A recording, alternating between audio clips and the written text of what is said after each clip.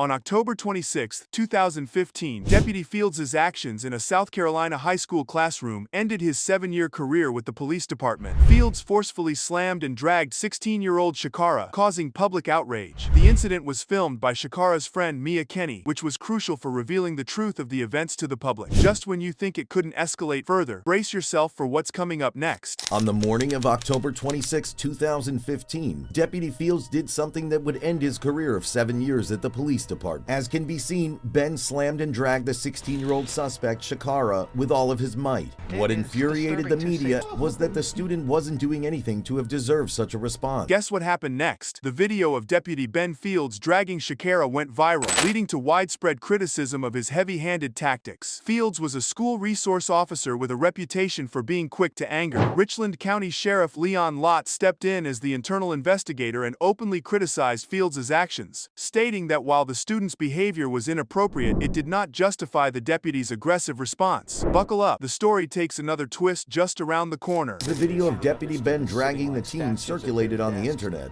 After the footage went viral, things became more clear. As it was, Ben Fields was a school resource officer. Shakara's classmates said that Deputy Ben was known for having a bad temper. Evidence of that is Ben Fields' arrest of an Army veteran, Carlos Martin. Police said that Ben was called to the class because Shakara was disruptive in the algebra class and was texting on her phone. To find out facts about this situation, Richland County Sheriff Leon Lott was assigned as an internal investigator over the matter. The story escalates to the upper echelons next. The outrage reached important public figures, including the president of the South Carolina NACP, who demanded that Fields be charged with assault. Although this demand wasn't met, the FBI started digging into the case. Eventually, Fields was fired from his position without pay, still defending his actions as within his training scope. But don't go anywhere. The next clip adds more fuel to the fire. Lott also said that the deputy wasn't trained for what he did, and that watching the video made him very upset. Not only the sheriff, but the incident made many upset, including the president of the South Carolina, who said that Fields should be charged with assault. Although his wish was not granted, the FBI started an investigation against Fields, as a result of which he lost his job without any pay. Even after being fired, Ben stuck to his claim, saying that he was trying to handle the situation according to his training.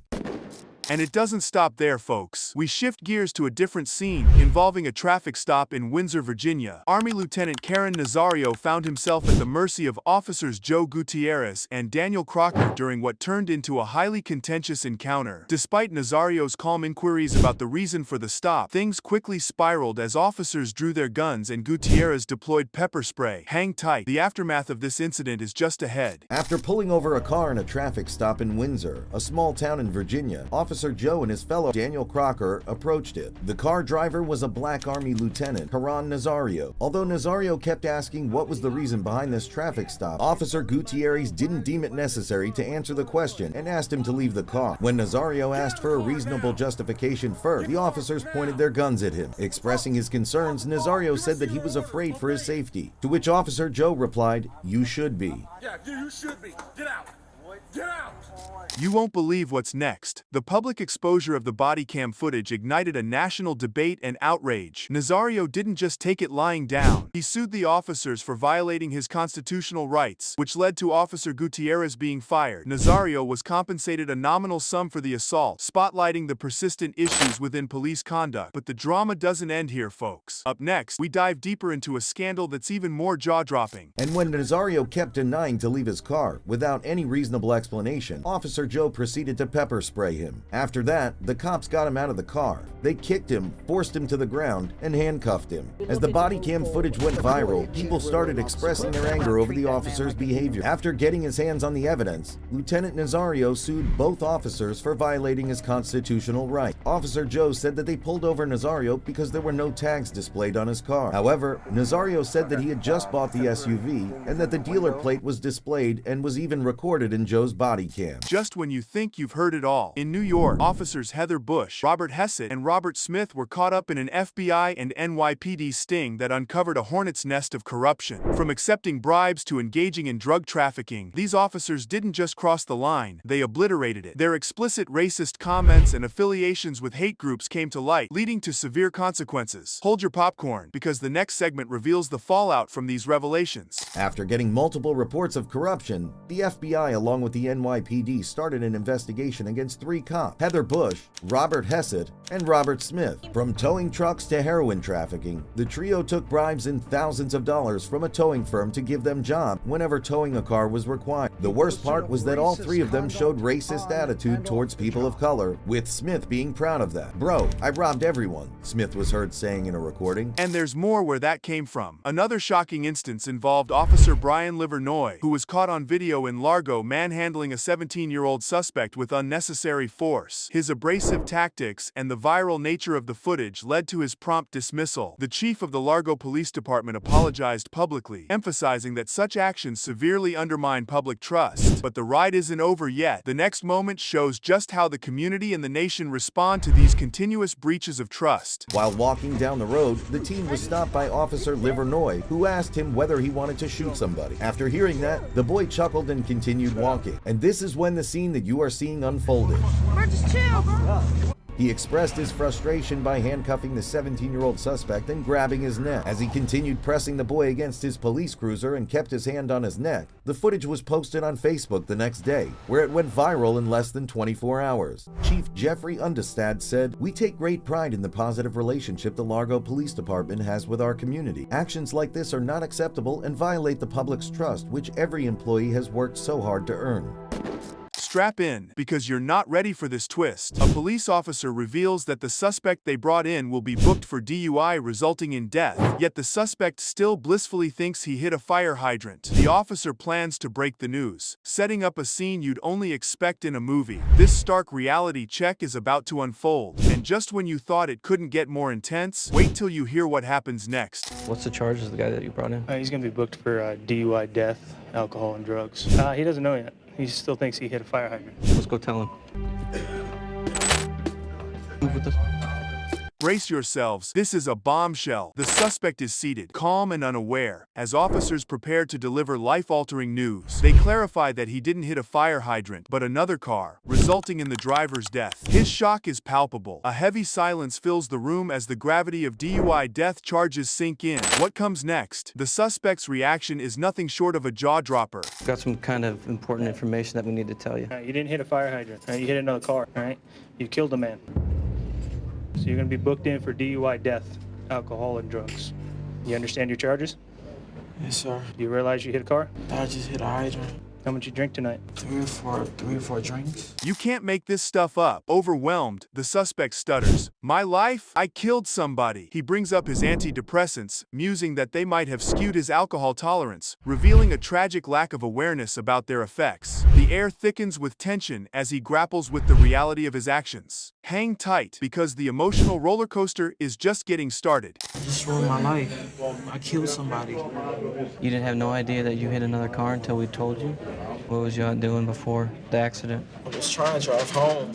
This next bit is a real heart-tugger. Reeling from the shock, the suspect reflects on how his life has spun off course, mourning the future he was supposed to have. Just weeks from graduation, he now faces a starkly different path. Each word he utters adds weight to the heavy atmosphere. Up next, watch as the conversation turns to other suspects, shifting the scene but not the gravity. My life is over. Your life isn't necessarily over, but it's definitely changed. I was supposed to graduate in 5 weeks. I can't believe I killed somebody. All right, man. Well, listen. If you need anyone to talk to, if you need to use the phones to get a hold of your family, to talk to them, whatever, it's all available in the next room, okay? Switching gears, let's peek into another tale of the night. Another suspect chats up the officers about her less lethal but equally ill-advised escapade involving marijuana and unprescribed pills. This slice of life from the police beat shows a lighter side, yet underscores a common theme of poor decision-making. But don't wander off. The officer's take on the DUI case up next is a must-hear. What are you here for? I don't know. I went into the wrong lane on a street that I didn't know very well when I was driving and got pulled over and got caught with marijuana. Is that all you guys have been using tonight, is just marijuana? You guys had prescription pills without prescription too, right? Xanax? Xanax too.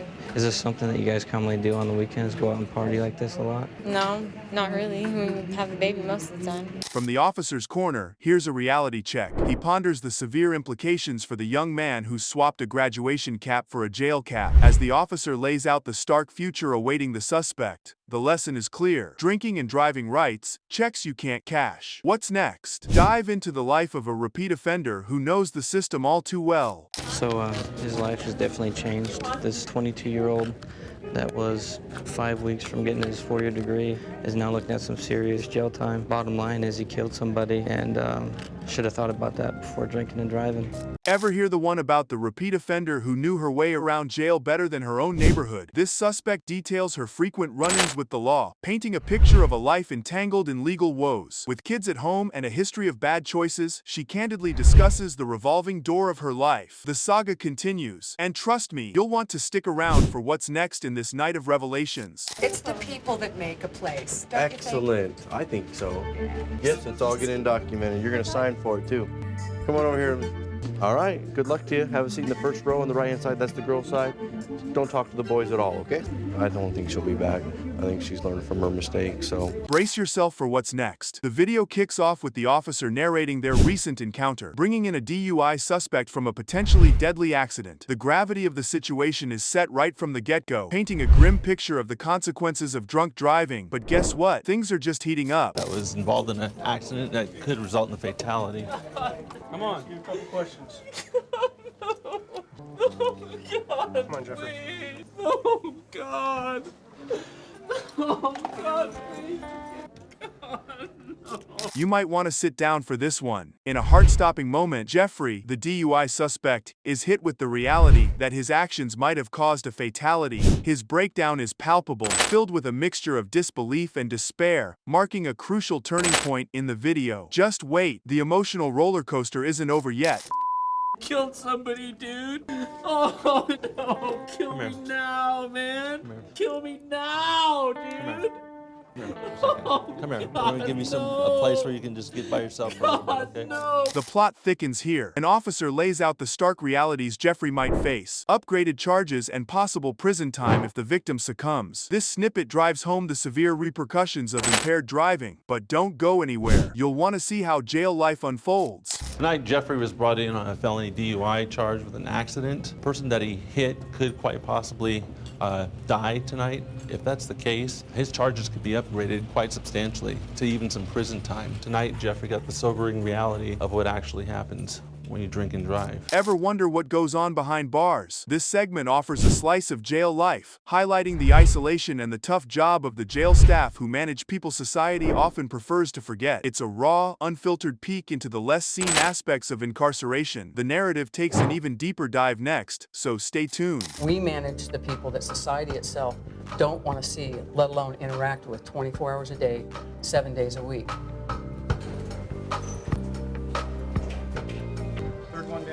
How you doing? Suicidal? Nope. Born America? Born America? Yep. All right. What are you here for? Warrant from 2001. A warrant from 2001?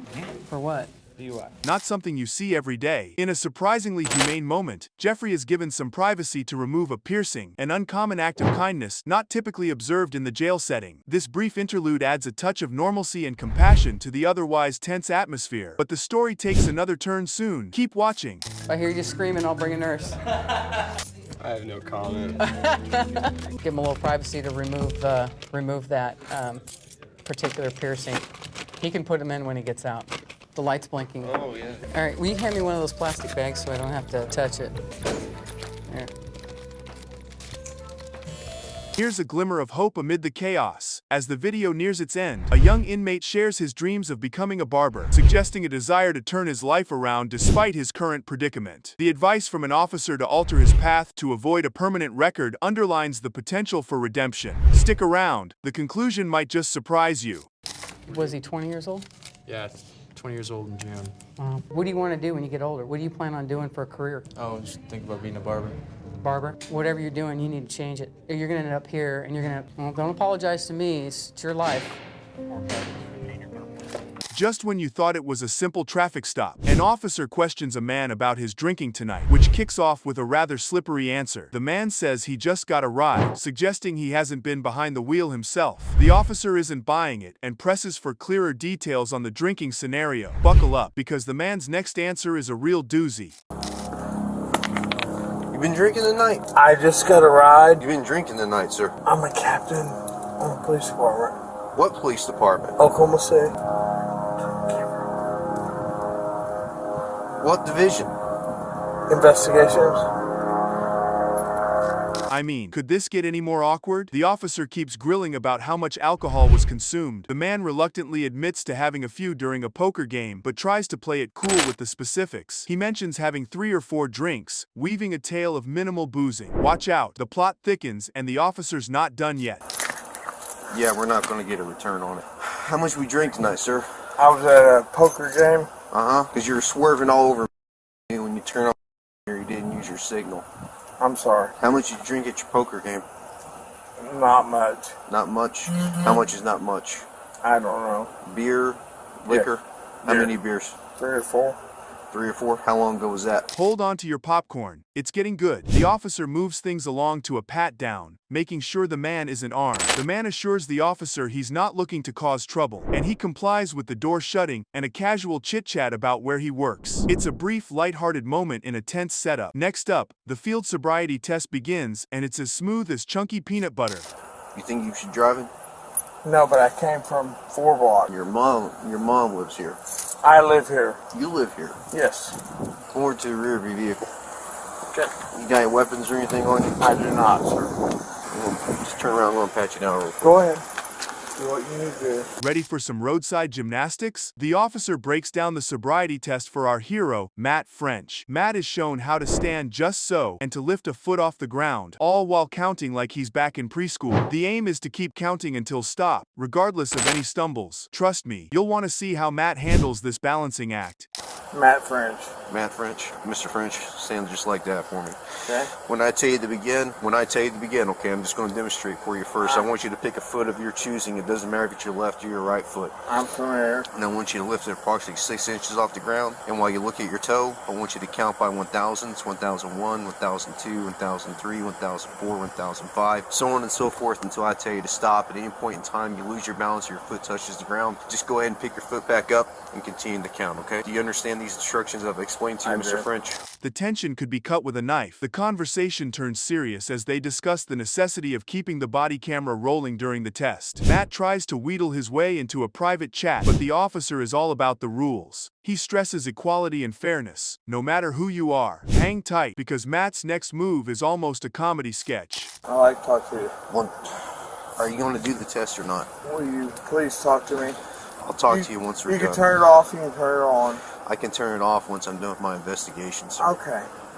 I'm asking you. I'm a captain on the police department. I understand that, sir. I get I am that. a sergeant on this police officer, and I I've am taken not- an oath to uphold the law. I don't am show not- favoritism to anyone, regardless. I don't care if you're a gangbanger or the president of the United States. Sir, I'm not asking you for that. If I was to treat you differently than I was to treat like some Southside loco or some pedo. Are you ready for a little dance? The officer explains the walk and turn test, showing Matt exactly how to strut his stuff heel to toe. Matt's supposed to follow these steps like a line dance at a wedding, pivoting on the 9th step. It's designed to test balance and coordination, and honestly, it's kind of hilarious. Just wait until you see Matt's interpretation of these dance moves. You want to try that again? I will. Right, you may begin. 1, 2, 3, 4. Sir, please. I'm asking you. I can't do that. Okay. So we're not going to do the test? We will. Okay, because we keep stopping. Okay, let's try another test then. Who is this? One of my partners. Who is it? Not sure. Can't tell with the lights on. Here's where it all goes down. After the walking test, things take a turn, and Matt finds himself in bracelets faster than you can say Whiskey Tango Foxtrot. Despite his protests and requests for a heart-to-heart, the cuffs click shut and the camera finally goes off. Stick around, because the off-camera drama is just as juicy as the on-camera action. All right, go ahead and turn around for me. Put your hands behind your back. Are you going to arrest me, sir? Yes, I am. Can I talk to you? Go ahead and put your hands behind your back, sir.